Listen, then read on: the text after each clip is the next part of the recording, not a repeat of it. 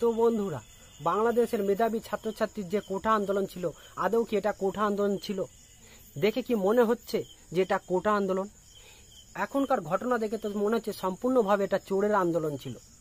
যেভাবে এরা গণভবন লুটপাট করছে দেখে তো মনে হচ্ছে আগের দিনের জলদস্যু যেন জাহাজ লুট করতে এসেছে। যে যেমন ভাবে পারছে, যা পারছে তাই নিয়ে বাড়ির দিকে রওনা হচ্ছে।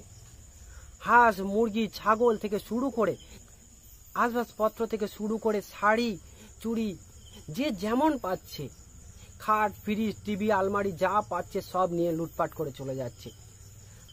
ভিডিওতে এও দেখা যাচ্ছে যে এক মেধাবী ছাত্র মহিলাদের কাপড় থেকে শুরু করে কাপড়, শাড়ি, ব্লাউজ, এমনকি ব্রা পর্যন্ত নিয়ে যাচ্ছে। কি করবে এই ব্রা? এই ব্রা কি তার মা বোনের জন্য নিয়ে যাচ্ছে, নাকি নিজেই পরে ঘুরবে সে? এদের দেখে কি কোথাও মনে হচ্ছে এরা মেধাবী? এ তো লজ্জা হওয়া উচিত সেই সব মেধাবী ছাত্রছাত্রীদের, যে আন্দোলন কোথায় চলে এসেছে। এ লজ্জা শুধু মেধাবী ছাত্রছাত্রী নয়, এ লজ্জা সমগ্র ছাত্র যুব সমাজের লজ্জা, এ লজ্জা সমস্ত বাংলাদেশ জাতির লজ্জা। তবে এই ঘটনার জন্য বাংলাদেশের সেই মেধাবী ছাত্রছাত্রীদের উদ্দেশ্যে বলছি, তোমরা তৈরি থাকো আবার পাকিস্তানের গোলাম হওয়ার জন্য। পরাধীনতা স্বীকার করে পাকিস্তানের গোলাম হওয়ার জন্য তোমরা তৈরি থাকো।